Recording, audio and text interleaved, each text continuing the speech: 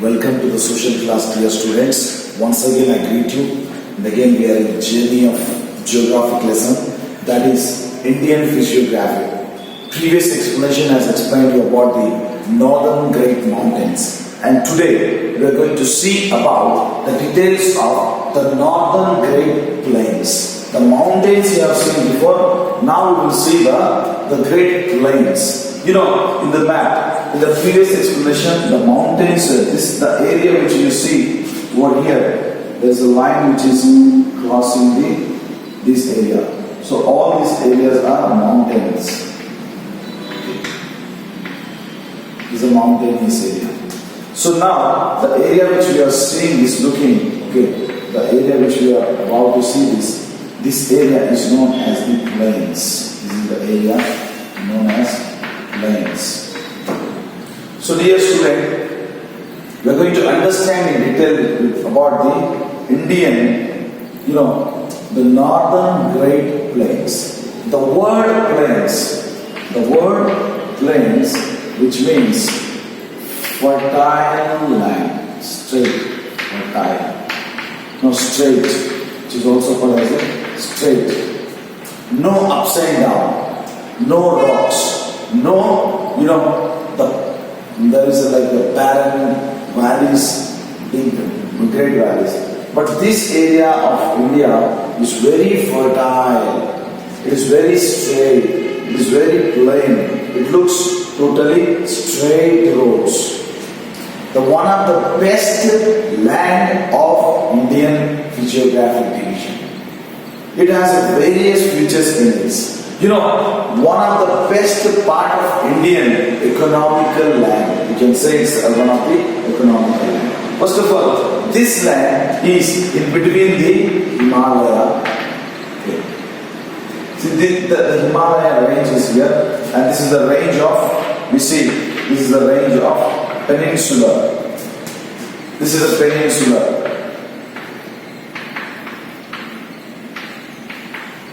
This is known as the peninsula. So, the range of the plains, it is in the upper side, the mountain area, then plain area, then the area of a peninsular area. Desert area, we see the Rajasthan, we see in a desert area, the hilly area, the hill stations, and the valley area. So we all see at this part the valleys and the hill station. So let us understand about only the details of this plain area. The plain area where it is today. So it is in between of the, we see the peninsula and the mountains. The first, it is between the Himalaya and the peninsula. The first feature of it lies in this position. So it is formed by three river systems. This area it is formed by three river systems, and those rivers are also called as the large and the long. Dirghakalika. They are known as the very long flowing river. Which is from east to west and west to east. This part is very long, whereas three rivers, the important rivers of India, they are the three important river Satluj, river Ganga, and river Brahmaputra. The very important river system of India, entire India, these three rivers are the one which are flowing entire India. They occupy the entire India. Through them, it supports the great plains. It supports the great plains and fertile. It forms the great alluvial soil. It is the largest alluvial tract in the world. It is said that it is the largest alluvial tract.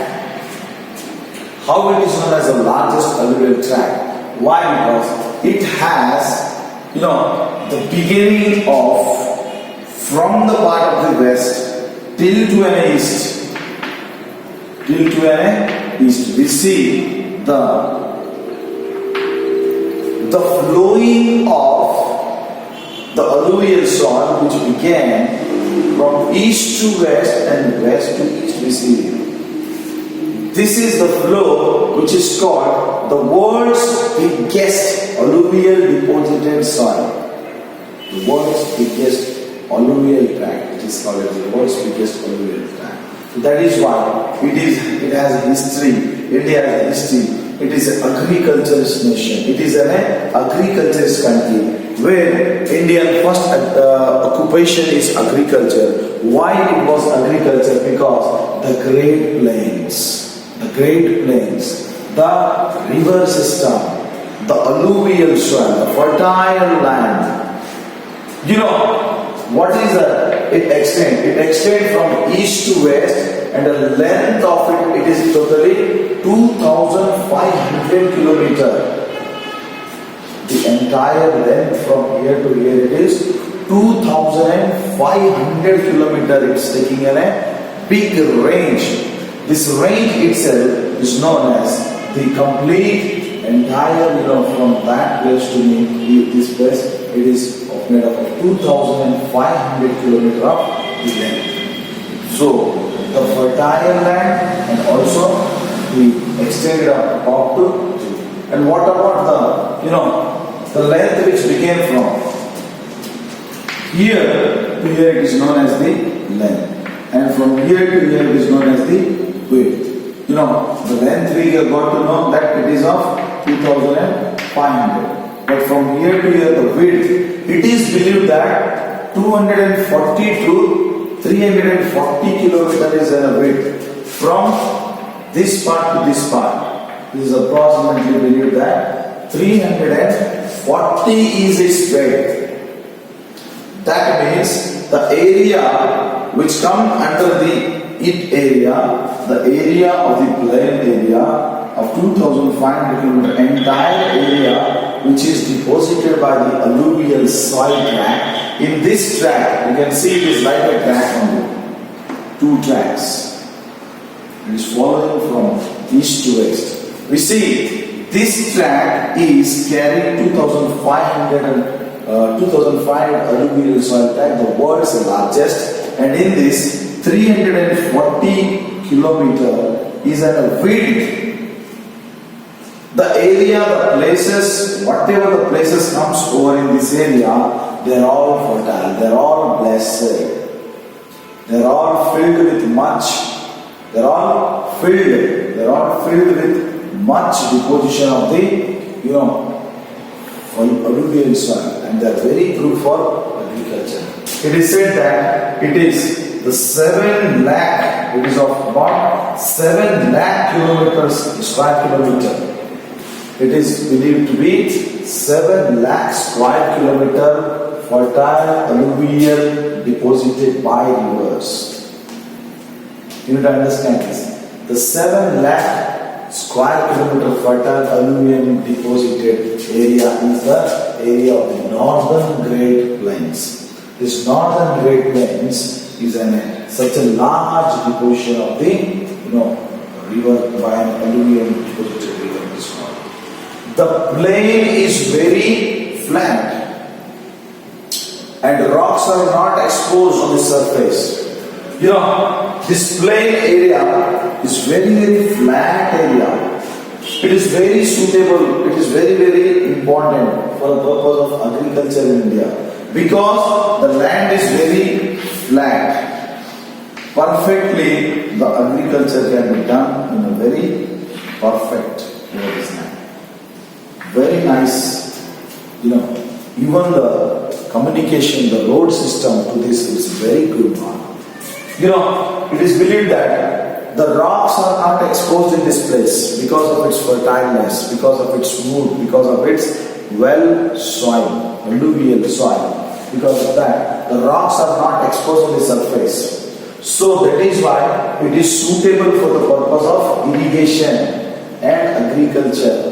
India is a country, it is well known for its agriculture, and the world's second largest wheat producer.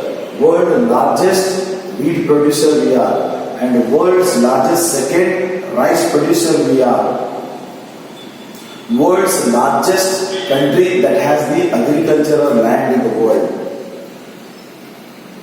Okay, so irrigation, because of the provision of the superb water by the three rivers in India. We have three rivers, okay, which is called as the perennial river, vast fertile alluvial soil, which is called as the perennial river vast. Why it is called as a perennial? Because the river which are long flowing rivers, they are river which are very long flowing rivers, which are given us the high, the value for the northern greater plains, the northern great plains. So dear student, in this you need to understand this. The country of India is a blessed country which has the Indian Physiography division, the mountains area, and we have seen the highest mountain in the world and the highest alluvial depositing tract in the world, that is in our India. That is in the India. Very flat ground, like a land of prairies. The world's highest, flattest land is a land of prairies. Then in other country also available, but in our country also we have what? 7 lakh kilometers. That is of 7 lakh kilometers. 7 lakh square kilometers is a fertile ground area which is suitable for the purpose of irrigation and for agriculture. And we are good in agriculture. We grow cotton, we grow different types of crops are grown here. We are large in exporting, and also we are exporting different countries from our country, and we are achieving a great growth in the field of the agriculture. So whereas to understand the Indian Physiography division, these two things we have understood here. The third thing which is about to be said that is about the next. In this, it is the Peninsula plateau, the land which is here, the Peninsula land, the Peninsula plateau. So next we are going to understand the Peninsula plateau. So we are going to understand the Peninsula plateau. Okay. So we will going to understand that in the next. So the third thing it is we are going to see, that is the Peninsula plateau. That is the Peninsula plateau is the land which is, in India we see the triangle shape. This is a triangle shape which is known as the Peninsula plateau. The mountain area, the plains area, and the Peninsula plateaus area. So this is the largest physical division of in the Indian Physiography division, and it is also called, it is the oldest landmass. It is one of the oldest landmass, and it was the part of Gondwana land. It is believed that this Peninsula plateau, this peninsular area, it is the part of the Gondwana land, and it is the shape of this. It is the triangular shape. 16 lakh square kilometer it is about the 16 lakh square kilometer. The end point of this Peninsula plateau is the Kanyakumari. It is the south extreme, that is Kanyakumari. It is bounded by many hills, like we can say hills and plateaus area. We say Aravali, the oldest old mountain, which is in the northwest of, and it is the highest range in that Guru Shikhar it is called. That is the 1732 meters. Okay, these are 1732. Vindhyas and Satpura, Western Ghats and Eastern Ghats. All these are the part of the Peninsular Plateau area. So we are going to see the details about the Guru Shikhar, about the Vindhyas of Satpura, and the different Western Ghats, Eastern Ghats section. See, we find to see this all area, it is the Ghats area. That is after dividing the Ghats, we are going to see that it is connected towards the plateau area itself. So, dear student, we are going to understand that later part of this in the next explanation. Thank you. Good afternoon, student. As we have completed till the Aravali hills and the Vindhyas and Satpura, so now we are going to continue with the same thing, that is the Western Ghats. Western Ghats and Eastern Ghats are the part of Indian physiography. As we see, both the side of the Indian, these are very important part of the India.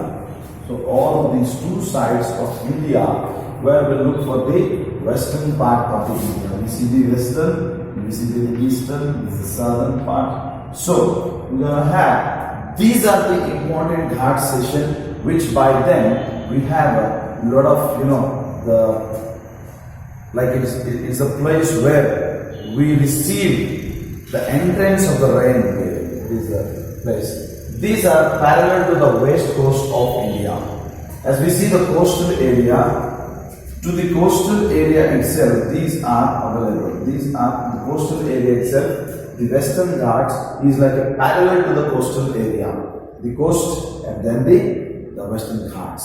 So, from Tapi to the Kanyakumari, it began from Tapi to Kanyakumari. We see the important passes in these Western Ghats are the Ghor Ghat and the Dal Ghat and the Pal Ghat. We see these are the important ones, which are, the Ghor Ghat, the Dal Ghat and the Pal Ghat are important passes that comes in the Western Ghats.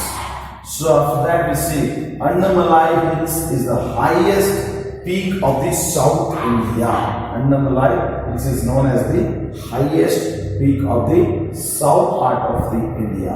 So this is the Western Ghats, where the complete closest towards the coastal part of the India.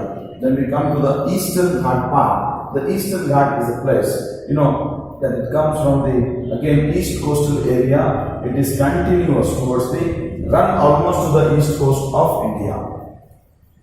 And the Mahanadi of north towards the Nilgiris. Here we see a Mahanadi of north towards the Nilgiris is an affluent of this.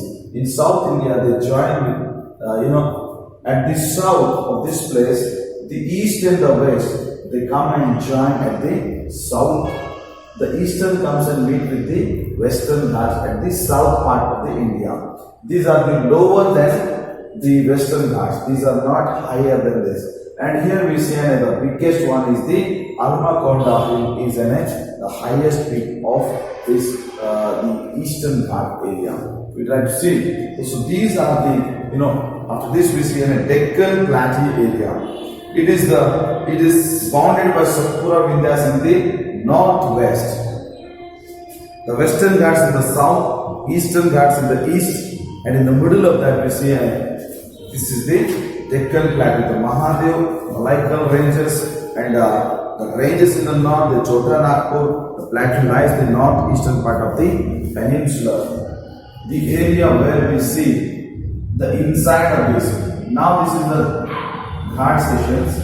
This is the coastal area. And this is the plateau area. The peninsular area is known as the plateau area. The importance of this is what we find in the peninsular part of the India. So here we are see so many minerals. They are, they're rich in mineral, thick forest and biodiversity, which is known as the influence of the south monsoon, and it is covered with black soil. The important thing is black soil, which is useful for agriculture. The part of this, which is useful for the agriculture. The Western Ghats are the birthplace of many South Indian rivers, which are useful for the generation of hydroelectricity. It also well known for hill stations such as Ooty, the very famous hill station of the Deccan Plateau area, connected towards the Western Ghats. Ooty is known as one of the west part of the world. It is said to be that, these are the physical physiography division. So in that we have seen it towards the peninsular plateau valley. So now, finally we are going to hear about the coastal plains, the Indian coastal plains. The coastal plains. So whereas completely the chapter is going to be finished after hearing the coastal plains of the area. So let's see. The plateau plains of India is Springer coastal plains on the side. We see that extend from Rankuch west to the delta of the Ganga. in the east. The coastal plain can be divided into two parts, the western coastal area and the eastern coastal area. So as we were talking about the coastal area, so here the eastern coastal area, east coast and west coastal area. We find to see here, that is, it is lies between the western Ghats of Arabian Sea. It extends till to the Ran Kuch. And we see Kanyakumari, it is the narrow strip. The down of the Kanyakumari from the Kuch of Gujarat. From top of here, Kuch till towards the Kanyakumari, we gonna see the coastal area. It is said that the Konkan, in the coastal area, we gonna see certain names which are called as the Concurrent Coast.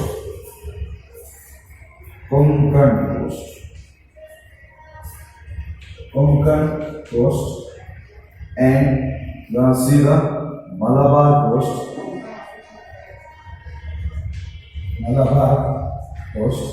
and then we are also gonna see the Peninsula Coast,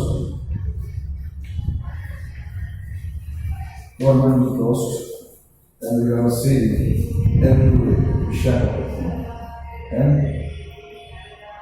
Concurrent Coast.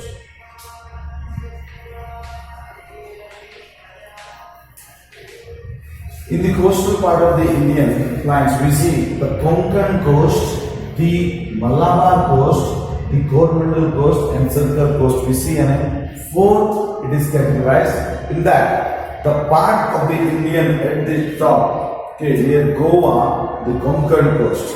The Kerala is known as the Malabar Coast. We see Canara Coast, it is to Karnataka.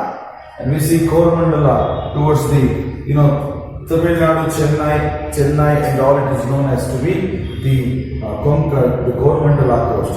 And the Vishakhapatnam, and further we're going to see the Vishakhapatnam and other circular coast as we're going to see. Let's see the complete details of this. Concurrent Coast, is which lies to the South Gujarat plain, extending from Daman to Goa. The Concurrent Coast, which is from Gujarat till towards the Goa, it is extending. And we see towards the Mangalore also. So up to here, we're going to see the first coast, that is the Concurrent Coast. Then we're going to see the Malabar Coast, which extends from Mangalore to Kanyakumari. Which is from Mangalore to Kanyakumari. These are divided into two halves. The coasts are divided into two halves. That is the first Konkan from Gujarat till to Mangalore. From Mangalore down, we're gonna come till to Kanyakumari. That is Malabar Coast. So the next thing, as we see that this is the Coromandel Coast, the eastern coastal area. This comes from eastern side. Western side, two coasts, and the eastern side, two coasts. Let's see. That is the extent from North River of Sabarneka to Kanyakumari. It lies between the eastern Ghats and the Bay of Bengal. We're gonna see this area is of Bay of Bengal. So to the Bay of Bengal is gonna give us a coastal area that is of, we're gonna see, that is the Coromandel Coast. So here, it lies between the eastern Ghats, the Bay of Bengal, broader than western coastal lines. This is broader, not as the western coast. The western coast is smaller than the eastern side of coast. So we see here the coast. Many rivers of South India flow across the plain. They have formed deltas. That is Mahanadi, Godavari, Krishna, and Kaveri at the side of the eastern coastal area. Though they flow from western part, but yet they flow into the eastern part of the country. This is the biggest thing. Traditionally, the eastern coastal plain is divided, that is in two parts. Northern circle, which lies the North River Krishna, and south part, which is called the Coromandel Coast. Some lagoons are found in this, and coastal plains such lakes are Chilka, Lake Pulicat, and Lake and Kalleru. They are called as these are the names which are given. There are small lakes in the part of this. The coastal area are so important for us for the purpose of different type of, as we see in Mumbai, it is the Kandla, the Mumbai, the Marmagaon, Kochi, Vishakhapatnam, Kolkata. The coastal plains are useful for fishing and shipbuilding and agriculture, production of salt. Many beaches are found along the coast, okay, and they attract tourists. The backwater are useful for navigation. We're gonna see the coastal area are such a useful area where many tourists are attracted toward this. This is one kind of pilgrimage center. It is not pilgrimage. It is like the places which attract the tourists to travel to beaches. It is useful for an extracting of the salt, fishing, and we're gonna say shipbuilding. So agriculture. All this is found from the part of the coastal area. So even we have some islands which there are about 247 islands. How many islands? The island area, we have around 247 islands in India. Of these, 204, okay, 204 are in the Bay of Bengal. In 247, 204, it lies in the Bay of Bengal. Then there are 43, okay, Arabian Sea. There is only 43 islands which is consist in the Arabian Sea. The Andaman, we can see that Andaman and Nicobar Island are the Bay of Bengal. The Lakshadweep Island are in the Arabian Sea formed by corals. Okay, we are going to see the complete coastal areas. There is information, and these are the islands in India. So, dear student, keep in mind that the Indian Physiography division, which teaches us about the mountain ranges, plain, plateaus, Deccan plateaus, and Peninsula, Eastern Ghats, Western Ghats, Eastern Coastal, Western Coastal, and islands. In this chapter, this is what is the vast information we gonna see that. So once you go through the maps and also try to read the wherever you did not get the explanation right. The way of you might have not approaching to the what context is going on, then that case you can just look towards the reading of the textbook and you can try to understand. And this is where we ended up the lesson of the Indian Physiography. Thank you, student. Have a great day. Thank you.